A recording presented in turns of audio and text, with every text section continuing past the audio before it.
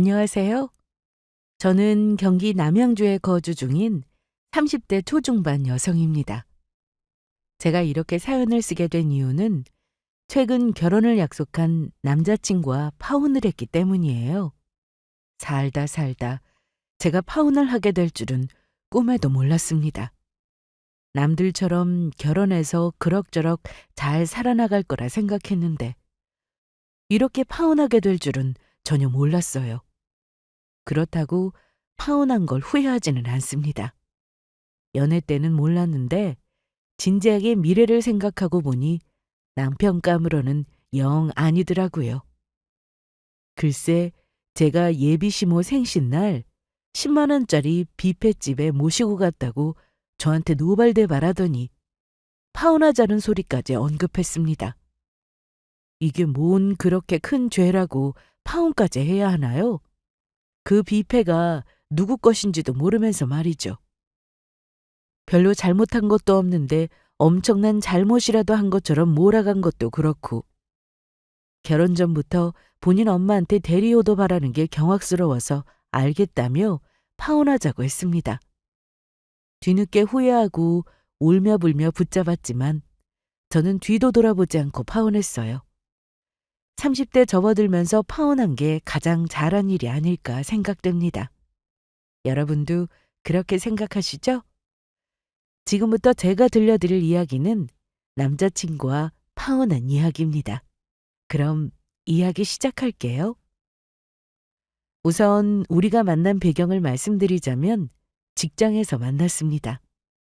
남자친구랑 저랑 입사 동기이지만 같은 부서에서 근무하는 게 아닌 서로 타 부서에서 근무하다가 우연히 회식 자리에서 같이 앉게 되었고 그때 인연을 시작으로 연인 사이가 되었죠. 남자친구도 그렇고 저도 그렇고 서로 외모가 못나지 않았어요. 처음에는 그냥 외모를 보고 서로 호감을 가진 정도였습니다. 그러다가 회사에서 몇 번 마주치게 되면서 인사를 주고받았고 나중에는 이런저런 이야기를 하게 되다가 회사에서 워크숍을 가게 되었을 때 술 한잔하면서 이런저런 이야기를 주고받으며 가까워지게 되었고 그때 연락처를 주고받고 본격적으로 썸을 타게 됐습니다. 그러다가 나중에 연인 사이로 발전했고요. 그러다 연애한 지 2년이 다 되어갈 때쯤 서로 나이도 있고 해서 자연스럽게 결혼 생각을 가지게 됐죠. 물론 결혼할 시기에 만나는 사람과 그냥 결혼하려던 건 아닙니다. 남자친구는 그렇게 생각했는지 모르겠지만 저는 결혼 정년기에 만나고 있다고 해서 상대방과 결혼을 생각하지 않아요. 진짜 남자친구가 좋았고 결혼 생활을 상상했을 때 무난할 것 같다는 판단이 들었습니다. 그래서 남자친구와 결혼까지 생각했던 거고요. 아니 죽을 때까지 평생 한 사람과 살아야 하는데 이것저것 따져야 할 게 많잖아요? 저 역시 그랬습니다. 아무리 남자친구가 좋아도 이 사람이 정말 결혼감으로 괜찮은지 아닌지 알아볼 필요가 있었어요. 그동안 지켜봐온 것들도 있고 남자친구한테 들은 이야기를 종합해 봤을 때 결혼 상대로 나쁘지 않다고 생각됐습니다. 외모도 나쁘지 않고 성격도 나랑 잘 맞고 대화도 잘 통했을 뿐더러 이만하면 생활력도 나쁘지 않다고 생각했어요. 집안도 무난했고요. 어디 하나 크게 모난 곳이 없어서 정말 괜찮은 줄 알았습니다. 그런데 그게 아니더라고요. 진짜 사람의 앞날은 변수가 참 많은 것 같습니다. 제가 남자친구와 파혼하게 될 줄 어떻게 알았겠어요? 제 딴에는 이것저것 많이 따져봤다고 생각했는데 막상 결혼을 준비하면서 보니 남편감으로 영 아니더라고요. 진짜 최악 그 자체였습니다. 남자친구와 연애 시절 결혼을 준비하는 친구들이나 이미 결혼한 친구들한테 여러 이야기를 듣게 됐어요. 하나같이 결혼은 현실이다. 그러니 신중하게 결정해라 라는 말이었습니다. 저는 사랑하는 사람과 평생 함께 지내는 거니까 결혼은 정말 고귀한 거고 행복의 절정이라 생각됐어요. 왜 결혼 안 한 사람에게는 결혼에 관한 환상이라는 게 있기 마련이잖아요. 제게 결혼이란 그런 거였습니다. 그런데 주변의 말을 들어보니 하나같이 행복해하지 않더라고요. 물론 결혼 준비할 때만 해도 행복했겠죠. 아니, 식장 들어가는 날, 결혼 초기까지는 행복해 보였습니다. 그런데 점점 시간이 지나면서 행복함을 온데간데 없이 사라지고 지지고 볶고 싸우며 힘들어 하더라고요. 안 맞아도 이렇게 안 맞을 수가 없다고요. 뭐 사람마다 차이는 있습니다. 정말 둘이 잘 맞아서 결혼 후에도 크게 안 싸우고 잘 지내는 분들도 많아요. 그런데 제 주변에는 그런 분들이 별로 없더라고요. 다들 입을 모아 결혼은 신중하게 생각하라고 했고, 정말 결혼 생각이 있다면 그 사람이 결혼 상대로 괜찮은 사람인지 잘 알아보고 결혼하라고 말해줬어요. 행복해하지 않은 모습을 직접 보기도 했고, 그런 말들을 여러 번 듣다 보니 정신 똑바로 차리고 상대방을 제대로 봐야겠다는 생각이 들었습니다. 그런데 여기서 약간의 모순이 있는 게 연애 시절에는 그런 점들이 잘 안 보인다는 거예요. 아니, 보여도 사랑하는 마음이 앞서 눈을 가리게 된다는 거죠. 결혼한 사람 모두 연애한 경험이 있잖아요? 그때 그 사람이 어떤 사람인지 제대로 보이던가요? 다 결혼해서 알게 되는 경우가 많습니다. 운이 좋으면 결혼 전에 걸러지겠지만 그렇지 않으면 결혼해서 보이게 되죠. 연애 때는 안 그랬는데 또는 연애 때는 몰랐는데 결혼해 보니 이렇더라. 저 이 말 진짜 많이 들었어요. 그래서 상대방을 볼 때 아무리 좋아도 이성적으로 보는 눈이 필요하다고 했어요. 연애 때는 장점으로 보일지 몰라도 결혼해서는 그 장점이 단점으로 바뀔 수 있다는 것까지도요. 그래서 저는 나름대로 이성적인 통찰력을 가지고 남자친구를 지켜봤습니다. 정말 결혼해도 되는 사람인지 아닌지 말이죠. 그렇게 이성적으로 보려고 노력했는데도 불구하고 저 역시 남자친구의 다른 면을 결혼 준비하면서 알게 된 겁니다. 그래서 바로 파혼의 길로 접어들게 되었죠. 아무튼 진짜 이 사람이면 괜찮겠다. 안심하지 말고 결혼하는 그 순간까지 보고 또 보고 계속적으로 면밀하게 살펴봐야 할 필요성이 있다는 겁니다. 그래야 저처럼 쓸데없는 시간 낭비를 하지 않을 수 있어요. 남자친구와 결혼을 결심하고 우리는 양가 집안에 인사를 드린 뒤 본격적으로 결혼을 준비해 나갔습니다. 다들 아시겠지만 결혼 준비하는 게 만만치 않잖아요. 이것저것 살펴볼 것도 많고 준비할 게 한두 가지가 아니라서 정신없이 바쁩니다. 거기다 돈은 또 얼마나 많이 들어가는데요. 아무래도 집 마련하는데 큰 돈이 들어가니까 다른 데 들어가는 건 조금이라도 아껴보려고 저렴한 곳을 찾으려 여러 곳을 비교하게 됩니다. 저희도 결혼 비용이 만만치 않아서 머리가 아플 지경이었는데 감사하게도 친정 부모님께서 결혼 준비에 보태라며 큰 돈을 턱 내놓으셨습니다. 이거 너희 결혼하는데 보탰어. 이게 뭐야? 1억? 이렇게 큰 돈이 어디서 났어? 어디서 나기는? 너 가지고 나서 네 아빠랑 같이 쭉 모았지. 우리한테 자식이라고는 딸랑 너 하나잖아. 나중에 내 자식 조금이라도 편하게 살라고 한 푼, 두 푼 아껴가면서 모은 거야. 요즘 결혼 준비한다고 많이 힘들지? 보니까 비용 때문에 골치 아파하는 것 같은데 우리가 모은 돈으로 조금이나마 보탬이 됐으면 좋겠어. 조금이라니. 이 정도면 엄청나게 큰 보탬이지. 나 이 돈 정말 받아도 되는 거야? 엄마, 아빠, 노후자금까지 털어서 보태주는 거 아니지? 그런 거 아니야. 우리 노후자금은 또 따로 마련되어 있으니까 그건 걱정 안 해도 돼. 아무리 자식이 먼저라고 해도 우리 살 길은 남겨놔야지. 그래야 자식한테 부담이 안 되지. 전혀 생각지도 못하던 중 친정 부모님께 1억이란 큰돈을 지원받았습니다. 다들 아시잖아요? 1억이란 돈 결코 작은 돈 아니라는 거. 1억을 모으기까지 얼마나 오랜 시간이 걸리는데요. 저를 위해 오랜 시간 아끼고 아껴서 모아주신 소중한 돈을 정말 감사한 마음으로 값지게 사용할 생각이었습니다.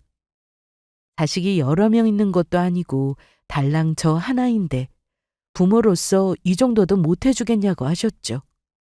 친정 부모님은 저를 가지고 나서 매달 얼마씩 꾸준하게 돈을 모으셨대요. 그리고 나중에는 그 돈으로 주식을 사서 돈을 더 불리셨다고 했습니다.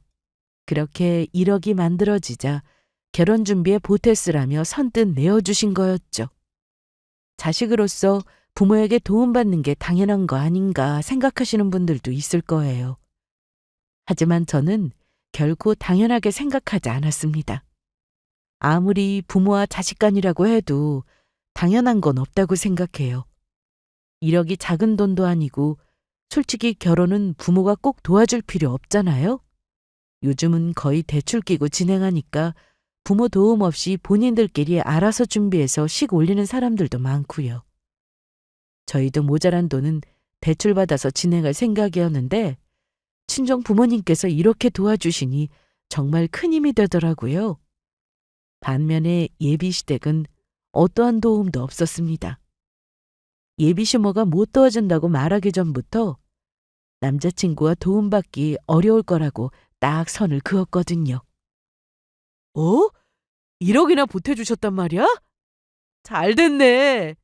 안 그래도 대출 알아보던 중이었는데 1억이면 대출 조금만 받으면 되겠다. 근데 우리 집은 기대하기 어려운 거 알지? 전에도 말했지만 보태줄 돈 없으니 결혼은 우리더러 알아서 하라고 하셨거든. 예비 장인 장모님이 큰돈 보태주셨는데 우리 집은 아무것도 못 보태서 어떡해. 같이 구색 갖추면 좋은데 우리 집은 어려울 것 같아. 우리 집에서 1억이라는 큰돈을 보태주셨다고 하니까 남자친구는 안 그래도 돈 문제 때문에 골치 아파했는데 정말 잘 됐다며 좋아했어요. 그러다가 본인 집은 그렇게 보태주기 힘들다고 이야기했습니다. 전부터 예비시댁에 결혼 비용 기대하는 건 어려울 거라고 들어서 저는 별로 큰 기대 안 하고 있었거든요. 그런데 남자친구는 저희 부모님만 돈을 보태시는 게 마음에 걸렸는지 본인 집은 어려울 것 같다고 얘기했습니다. 그리고 예비 시모 역시 저희 부모님의 소식을 듣고 본인들에게 일절 기대 같은 거 하지 말라고 딱 잘라 말했어요. 너희 친정 부모님께서 1억이라는 큰 돈을 보태주셨다면서? 그래서 하는 말인데 행여나 우리한테 기대 같은 거 하지 마라. 우리는 그렇게 보태줄 능력 안 돼. 그렇다고 서운하게 생각하지 말고 우리라고 안 보태주고 싶어서 그런 거 아니잖니. 여유가 있으면 당연히 보태주지. 그리고 꼭 양쪽 집안이 다 보태주라는 법 있어? 여유되는 쪽에서 보태주면 되지 뭐. 예비시모는 혹여라도 본인들이 보태줄 생각은 꿈도 꾸지 말라고 했습니다. 꼭 양쪽에서 보태줄 필요 없고 여유되는 쪽에서 아무나 보태주면 되는 거니까 결과적으로는 잘된 일 아니냐고 했어요. 남자친구도 그렇고 예비시모도 그렇고 먼저 선수치기 급급하더라고요. 솔직히 저는 해달라고 기대하거나 말 한마디 꺼낸 적 없거든요. 처음부터 해줄 능력이 안 되니 저희더러 알아서 식 준비하라고 했고 그렇게 할 생각이었습니다. 그런데 갑자기 부모님께서 보태주시게 된 거고요. 그 뒤에 남자친구한테 조금의 눈치를 준 적도 없어요. 그런데 둘이 나서서 우리는 보태줄 수 없으니 기대 같은 건 하지 말라고 하더라고요. 그래서 알았다고 했는데 속으로 내가 언제 해달라고 했나 왜 이렇게 오바들인가 싶었어요. 그래도 저희 부모님께서 1억이라는 큰 돈을 보태주셨으니 그러는 건 알겠는데 그래도 여러 번 강조하면서 이야기하니까 조금 그렇더라고요. 어쨌거나 그 일 이후 우리는 조금 여유롭게 신혼집을 알아볼 수 있었고 대출받아야 할 금액도 확 줄어들게 됐어요. 부모님께서 도와주시니까 조금은 숨통이 트이는 것 같았습니다. 그렇게 남자친구와 함께 정신없이 결혼 준비를 해나갔고 중간에 상견례도 이루어졌어요. 모든 게 무난하게 흘러갔습니다. 이렇게 고요한 틈에 꼭 사건이 일어나기 마련이죠. 결혼식을 한 달 정도 남겨둔 시점에 예비 시모의 생신이 다가왔습니다. 남자친구는 예비 시모의 생신을 맞이해서 뭘 해드리면 좋을지 고민하더라고요. 생신 때마다 매번 용돈을 챙겨드렸는데 이번에는 결혼 준비한다고 돈이 많이 들어가서 여유가 없다고 했습니다.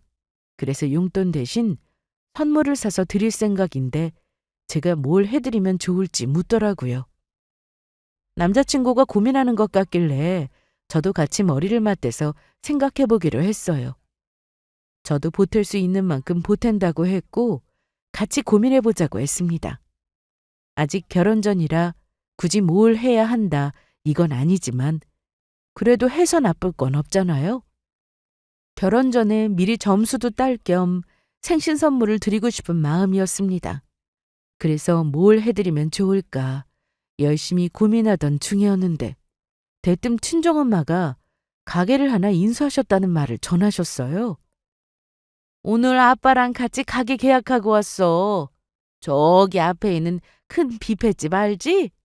거기 사장님이 나랑 아는 사이인데 급하게 내놓는 거라 싼 값에 계약했지 뭐야. 지금 되어 있는 거 그대로 이어받는 거라 리모델링이고 뭐고 특별히 더 안 해도 돼. 내일부터 가게 나가서 전반적으로 어떻게 돌아가는지 인수인계 받기로 했어. 뭐? 아니 갑자기 웬 뷔페집을 하겠다는 거야? 할 생각은 없었는데 마침 급하게 가게 내놓는다잖아. 들어보니 내가 아는 것도 괜찮을 것 같아서 계약했어. 집에서 살림하면서 놀면 뭐해? 밖에서 사람들 상대하고 일하는 게 낫지. 저희 부모님은 직장 생활을 오래 하셨는데 엄마는 건강 문제로 예정보다 일찍 퇴사하셨고 그때부터 집에서 주부로 생활하셨어요. 평소 일 욕심이 있기도 하셨고 집에서 살림만 하는 게 무료하다고 여기셨습니다. 좋은 기회가 있다면 도전해보고 싶었는데 마침 운 좋게 기회가 생긴 거였죠. 왜 사람 중에 잠시도 가만히 있지 못하는 사람 있죠? 집에 있는 것보다 밖에 나가서 생산적인 일을 하며 에너지를 소비해야 하는 사람들. 저희 엄마가 그런 분이셨어요. 집에서 살림만 하면 좀이 쑤신다며 밖에서 일하는 사람들을 무척이나 부러워하셨습니다. 건강이 어느 정도 호전된 후에는 나이 때문에 어디 들어가기도 마땅치 않아서 기회가 없었는데 이때 좋은 기회를 잡고 새로운 도전을 꿈꾸셨어요.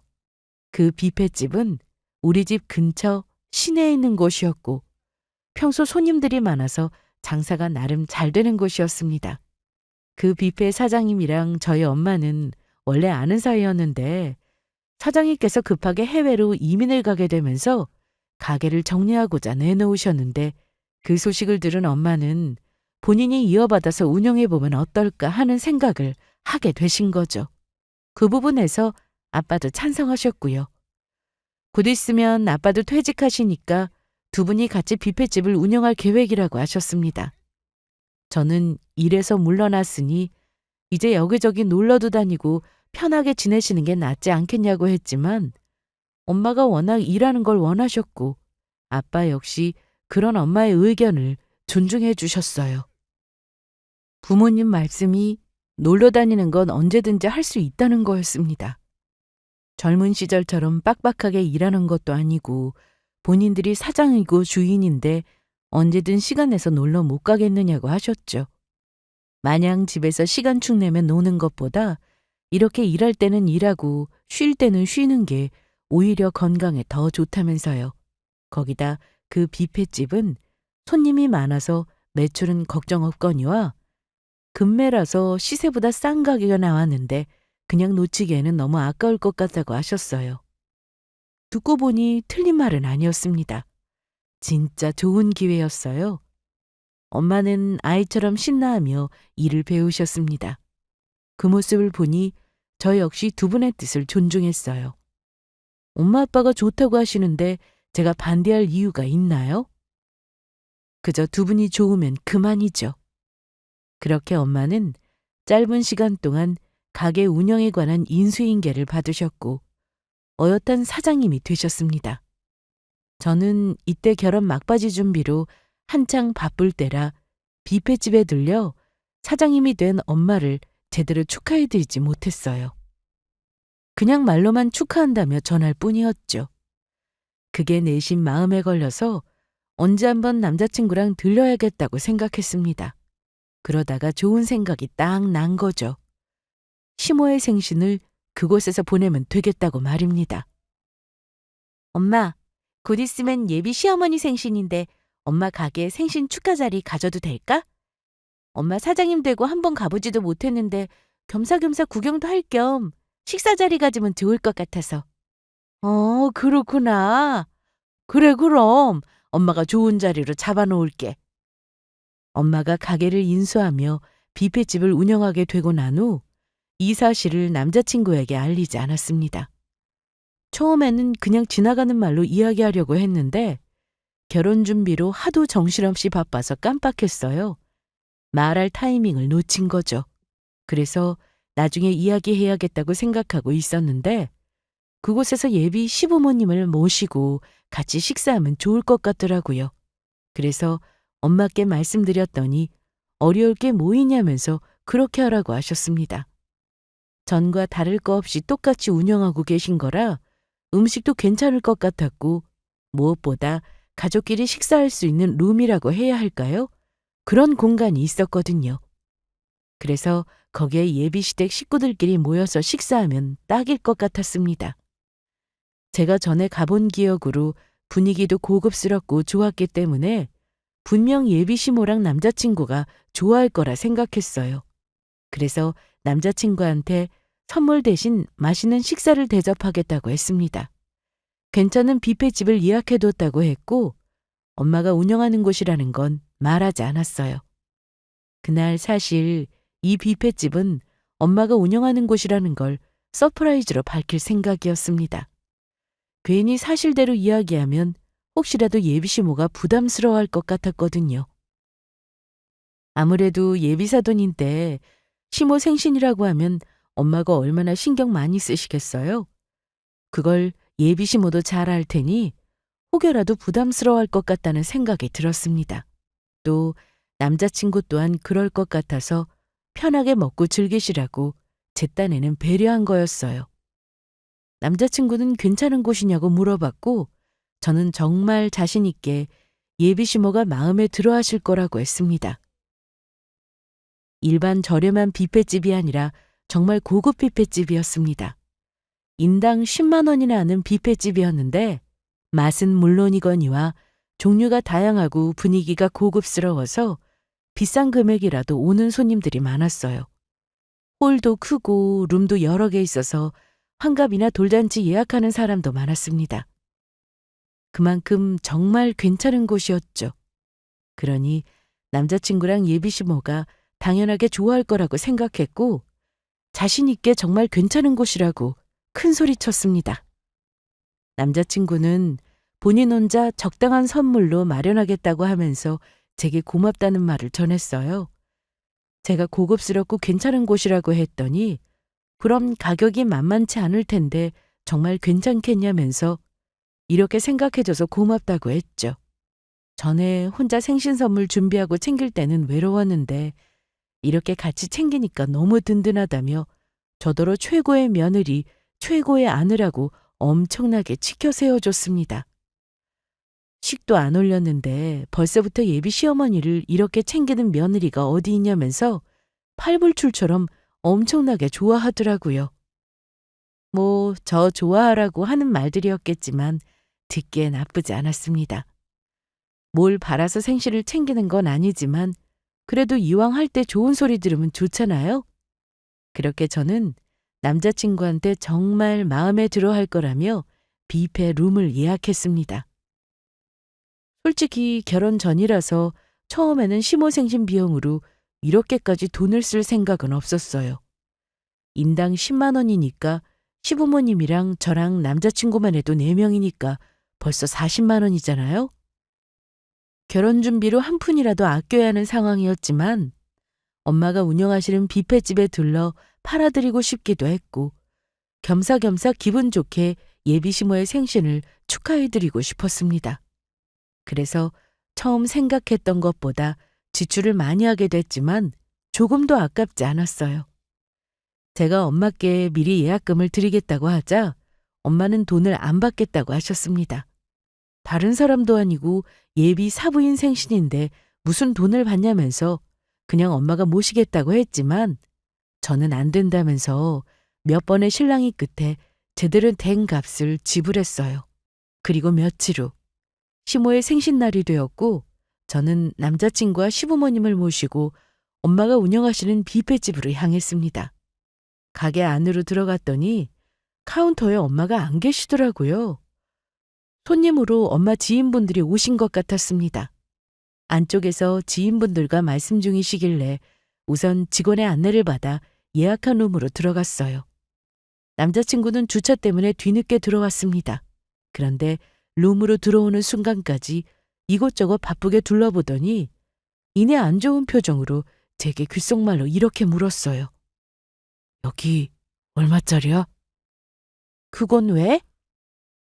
얼마짜리 뷔페냐고 묻는 남자친구의 표정이 너무 안 좋길래 무슨 문제라도 있는 건가 싶었습니다. 그래서 그건 왜 묻냐고 물어봤더니 그냥 궁금하다고 하더라고요. 그러면서도 표정은 계속 좋지 않았습니다. 시부모님께 들리지 않게 작은 소리로 인당 10만 원이라고 했더니 인상을 팍 쓰며 한숨을 쉬었어요. 그러고는 제게 잠시 밖으로 나오라고 하더군요.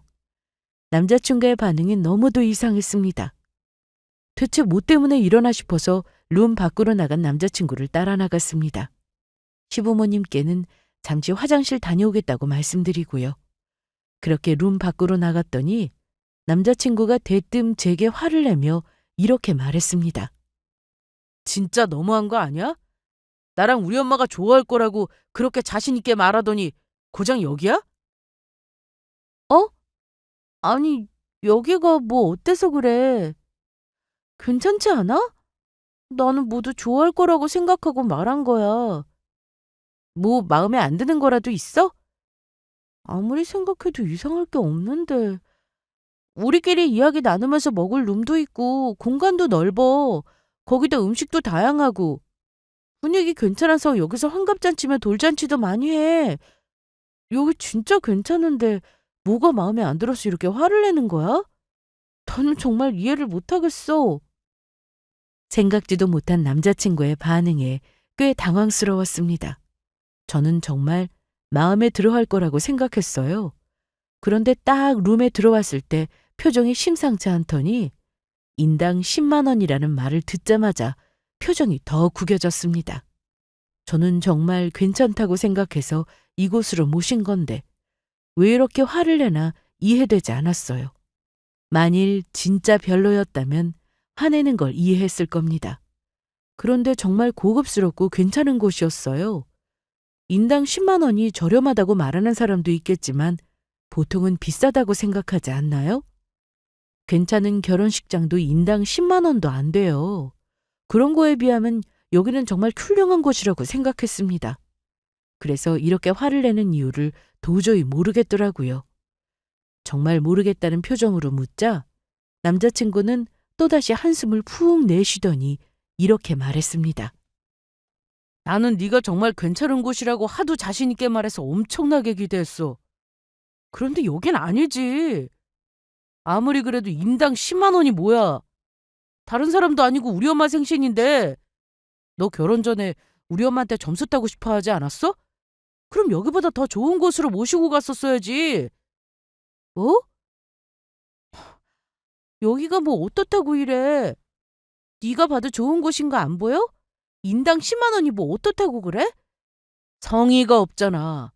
며느리로서 시어머니 생각하는 마음이 전혀 느껴지지 않는다고. 나라면 이런 곳으로 안 모셔. 적어도 몇십만 원짜리 하는 곳으로 모셨을 거야. 그래도 1년에 단 한 번뿐인 생신인데 진짜 너무한 거 아니야? 우리 엄마 입맛 고급이야. 그런데 겨우 여기? 너한테 진짜 실망이야. 솔직하게 말해봐. 일부러 여기 모시고 온 거지? 우리 집은 보태준 게 아무것도 없으니까 그냥 10만 원짜리 뷔페나 받고 떨어져라 뭐 이거잖아. 뭐라고? 저는 나름대로 생각해서 좋은 곳으로 모신 건데 남자친구는 금액이 너무 저렴하다며 마음에 안 들어 했습니다. 그래서 그렇게 화를 낸 거였어요. 심지어 제가 예비시댁을 무시한다고까지 생각하더군요. 저희 부모님께서 1억을 보태주셨을 때 남자친구는 단 한 번도 감사하다는 말을 한 적이 없습니다. 제 앞에서도 부모님께도 그런 말 한 적 없었어요. 그래도 저는 그냥 별말 안 했거든요. 예비시댁은 1원 한 장 안 보탰으니 괜히 멋쩍어서 그런가 생각했고 몇 번이나 본인 집은 여유가 없다면서 보태주기 힘들 거라고 이야기하니까 약간 그런 상황이 싫어서 그런가 싶기도 했어요. 그래서 별말 없이 그냥 넘어갔습니다. 그걸로 조금 자격지심 같은 걸 느끼고 있는 것 같았거든요. 처음에는 그냥 별 생각 없었는데 몇 번이고 계속 우리 집은 보태줄 상황이 못 된다. 처음부터 양가 어른들 도움 없이 우리 힘으로 준비하자고 하지 않았냐고 이야기하니까 그때 조금 눈치챘죠. 왜 남자들은 여자보다 못하면 뭔가 자존심 상해하잖아요. 이런 상황에서 왜 우리 부모님께 감사하다고 안 하냐. 이런 말 꺼내기가 쉽지 않았습니다. 가뜩이나 그걸로 자격지심 가지고 있는데 괜히 자극하기밖에 더 하나 싶었어요. 그래서 그냥 모르는 척 넘어갔는데 그걸 지금 들먹일 줄은 몰랐습니다. 사전에 그런 낌새라는 걸 눈치채고 있어도 별말 안 했는데 이렇게 이야기하니까 저도 어이없어서 못했던 말을 쏟아내고 싶었지만 그래도 예비시모 생신이니까 좋은 날 망치고 싶지 않더라고요. 최대한 화를 억누르며 그런 거 아니라고 했고 이 문제는 나중에 이야기하자고 했습니다. 일단 어른들 기다리시고 있는데 계속 이렇게 있을 거냐고 했죠. 무엇보다 사람 표정을 보면 딱 알잖아요. 예비 시부모님은 이곳을 마음에 들어 하시는 눈치였습니다. 저녁 시간대라 시장하실 테니 우선 그만하고 들어가자고 했어요. 그러자 남자친구는 이미 기분 팍 상했는데 들어가기는 뭘 들어가냐고 하더군요. 본인은 아무리 생각해도 제가 예비시댁을 무시하고 우습게 여기는 것 같아서 기분 나쁘다고 했습니다. 그러지 않고서야 겨우 인당 10만 원짜리 뷔페집 데리고 오면서 그렇게까지 자신 있게 말할 일이냐고 하더군요. 여기 오기 전부터 본인 엄마한테 예비 며느리가 좋은 곳으로 모실 거라고 잔뜩 기대시켜 놓았는데 이게 뭐냐고 했습니다. 부모님 얼굴 뵐 면목 없다면서 한숨을 푹푹 내쉬는데 진짜 처음으로 뭐 이런 게 다 있나 싶더라고요. 좋은 날이니만큼 좋게 참고 넘어가려고 했는데 남자친구는 계속해서 제 한계를 시험했습니다. 그만하라고 해도 멈추지 않고 본인들을 무시하는 거라고 했고 인당 10만 원짜리 뷔페가 뭐냐면서 불만을 늘어놓았고 이보다 더 비싸고 고급스러운 호텔에 모시고 가야 하는 거 아니냐고 했어요. 처음 보는 남자친구의 모습이었습니다. 내가 알던 사람이 맞나? 이렇게까지 개념 없고 이기적인 사람이었나? 순간 멍해지기도 했어요. 그런데 이내 감정이 폭발하고 말았습니다. 따지고 들면 저도 남자친구한테 할 말이 많아요. 그런데도 저는 시모의 생신을 망치고 싶지 않아서 꾹 참았던 건데 계속 이런 식으로 나온다면 참을 이유가 없었습니다. 툭 까놓고 말해서 남자친구가 시모한테 드리는 용돈보다 제가 쓴 비용이 더 많거든요. 그런데도 고마운 줄 모르니까 저도 축하할 마음이 싹 사라졌어요. 나름대로 생각해서 준비한 건데 사람 성의를 그런 식으로 오해할 수 있냐? 오히려 제가 더 실망이라고 했습니다. 너 나한테 계속 자격지심 가지고 있었니? 나름대로 생각해서 준비한 건데 그런 식으로 생각했다면 나야말로 실망이야. 내가 언제 누구를 무시했는데? 그래, 말이 나왔으니 어디 한번 이야기해보자. 우리 부모님이 1억 보태주시고 난 뒤로 내가 너랑 시부모님께 눈치 준 적 있어? 있으면 말해봐. 난 맹세코 단 한 번도 없었어. 고생스럽겠지만 그래도 우리 힘으로 얼마든지 일어설 수 있다고 생각했어. 그래서 1원 한 푼도 바란 적 없다고. 그런데 넌 그걸로 자존심 상해하더라? 아무리 그래도 우리를 위해서 큰돈 보태주셨는데 너 감사하다는 말 한 번도 안 했잖아. 난 그래도 너한테 뭐라고 안 했어. 네 마음이 어떨지 대충 이해되니까 그냥 넘겼다고. 그런데도 나는 너랑 네 부모님을 위해서 좋은 곳으로 모신 거야. 남들이 그러더라? 결혼 전인데 뭘 그렇게 큰돈 들여서 생시까지 챙기냐고? 그래도 나는 좋은 게 좋은 거니까 할 수 있는 만큼 해드리고 싶었어. 근데 이게 뭐가 마음에 안 들어서 화를 내니? 인당 10만 원짜리가 저렴한 거야? 지나가는 사람 붙잡고 물어봐. 다들 널 이상하게 생각할걸? 너랑 나 그리고 시부모님까지 합하면 40만 원이야. 이 정도면 과하지도 않고 그렇다고 부족하지도 않고 적당한 수준 아니니? 너 어머니 생신 때 용돈 30만 원 드렸다면서? 난 오히려 너보다 더 많이 썼는데 고마워하지는 못할 망정 이게 뭐 하는 짓이야? 내가 봤을 때 너는 무시가 뭔지 모르는 사람 같아. 내가 정말 네 집안을 무시했다면 이런 곳으로 모셨을까? 아니, 애초에 생신 같은 거 챙길 생각도 안 했을 거고 결혼 생각까지 접었겠지? 진짜 참다가 폭발한 감정은 어마어마했습니다. 따발총처럼 쉬지도 않고 남자친구를 향해 실컷 퍼부었어요. 생각해서 좋은 곳으로 모셨는데 그거 가지고 뭐라고 하고 괜한 자격지심으로 딴질거면서 뭐라고 하니까 진짜 못 참겠더라고요. 그래서 막 열을 내고 있는데 룸에 있던 시모가 밖으로 나오더니 여기서 왜 싸우냐며 저희를 말렸습니다. 다투다 보니까 목소리가 조금 커진 것 같더라고요. 그래서 본의 아니게 룸 안에 있던 시부모님 귀에 다 들리게 된 거죠. 시모는 창피하게 이게 뭐 하는 짓이냐. 좋은 날 싸우는 꼴이나 보여주고 아주 잘하는 짓이라면서 나무랐습니다. 남자친구가 너무 괘씸해서 화가 났지만 그래도 예비 시모의 말이 틀린 건 아니니까 하시는 말씀을 조용히 들었어요. 다른 날도 아니고 생신날 이런 모습 보여드린 게 정말 죄송하더라고요. 그런데 이야기를 들으면 들을수록 뭔가 이상했습니다. 먼저 시비를 건 남자친구는 쏙 빼두고 저한테만 뭐라고 하더군요. 잠시만요, 어머니. 지금 저희 둘이 아닌 제가 잘못했다고 혼내시는 건가요? 그래.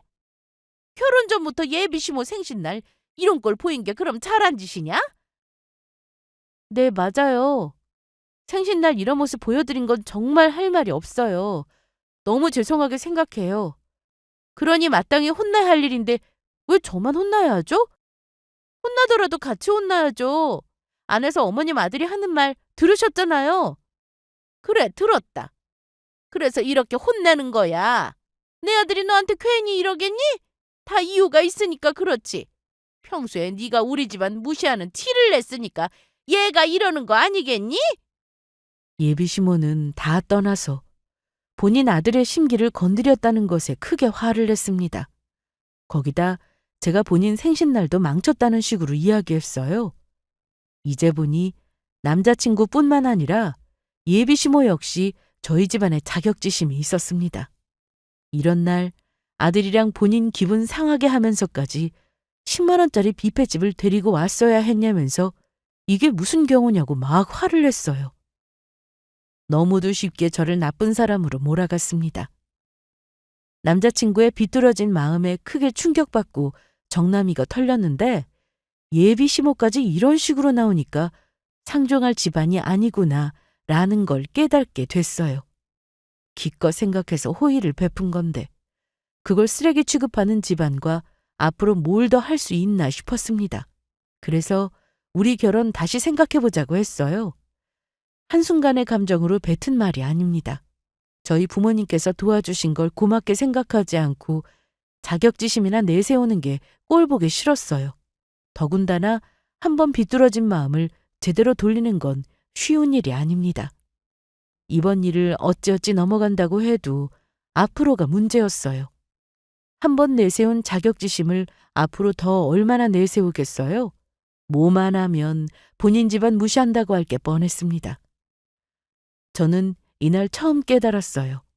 상대방의 호의를 나쁘게 해석하고 자격지심 부리는 게 얼마나 없어 보이는 행동인지를요. 결혼을 다시 생각해보자며 룸으로 들어가서 짐을 챙겨 나왔습니다. 그러자 시모가 더욱 노발대발했어요. 이렇게 된 거 에라 모르겠다. 더 대놓고 본인들을 무시하는 거냐고 했죠. 아무것도 보태주는 게 없는 집안과 결혼할 마음도 없어진 거냐고 소리치더니 니까짓 게 뭔데 우리 아들을 무시하고 감히 파혼하자는 소리를 입에 올리냐면서 건방지다고 길길이 날뛰기 시작했습니다. 남자친구도 엄마가 있는 앞에서 그런 소리 하니까 똑같이 참지 않고 날뛰더라고요. 유치하게 둘이서 편먹고 저한테 뭐라고 막 쏘아붙였어요. 자연스럽게 언성이 높아지다 보니까 엄마 귀에까지 들린 모양이었습니다.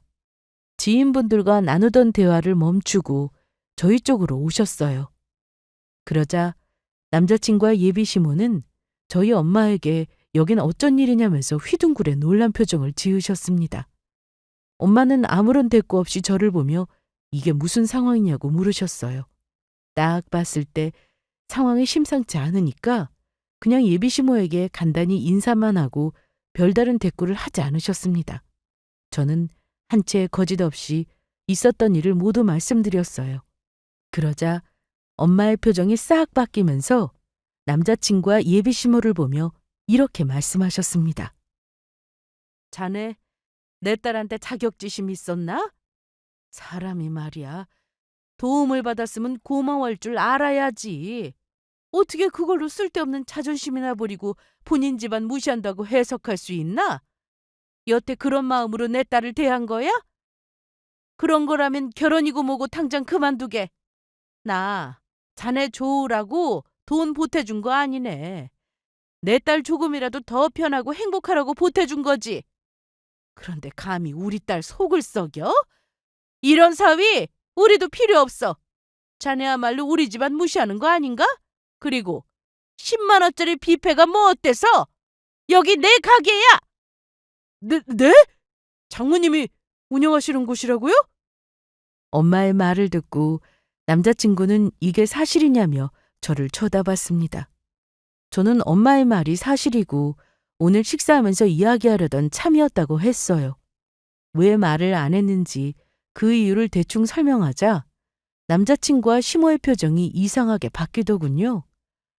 엄마는 참지 않고 남자친구에게 이게 무슨 경우 없는 짓이냐며 혼내셨습니다.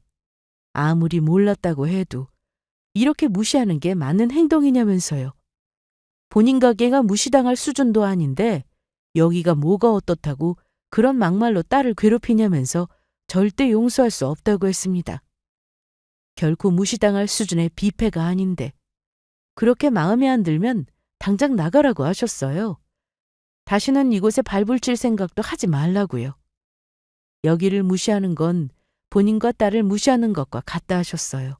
또 여기 손님들 모두 품격 있고 고상한 분들이니까 어울리지 않는 남자친구와 시모는 당장 자리를 비키라며 일침을 가하셨습니다.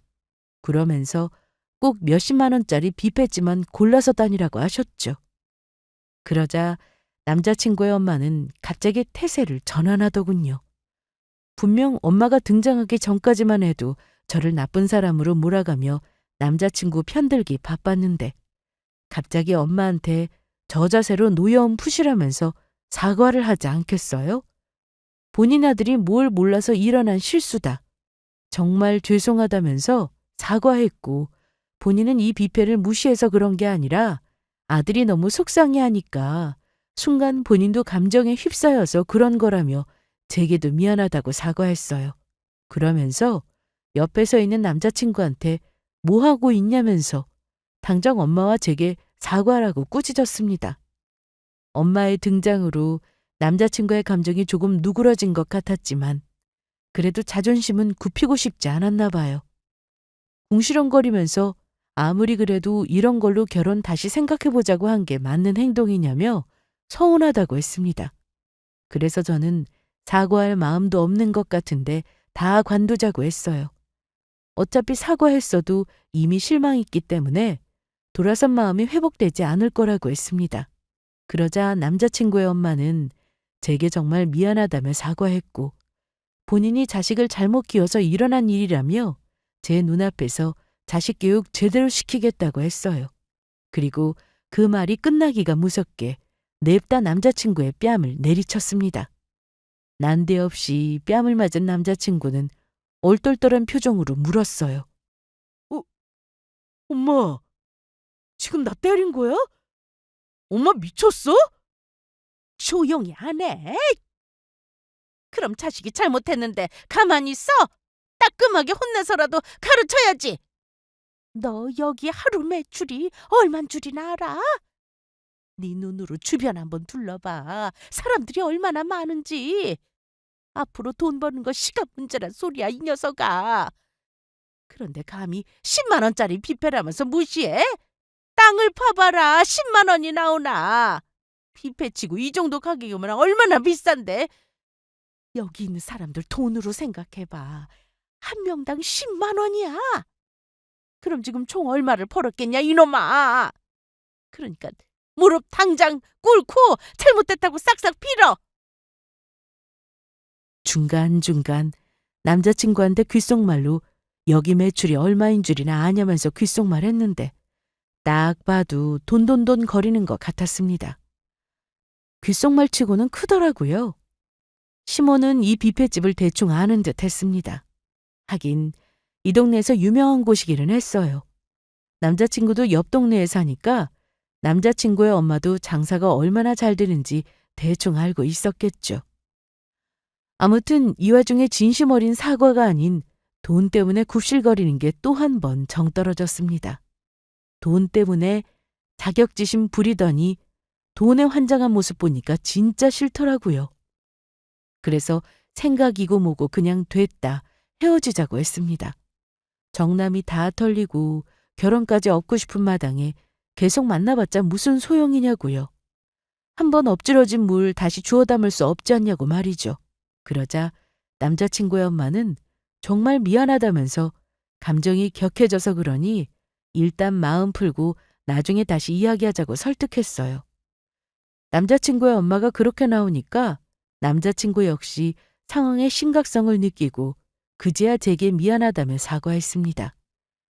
괜한 자격지심으로 자존심 부린 거 정말 미안하다고 했고 엄마한테도 무시한 게 아니라 그냥 순간적으로 감정이 안 좋아서 못나게 표현된 거라며 잘못했다고 싹싹 빌었어요.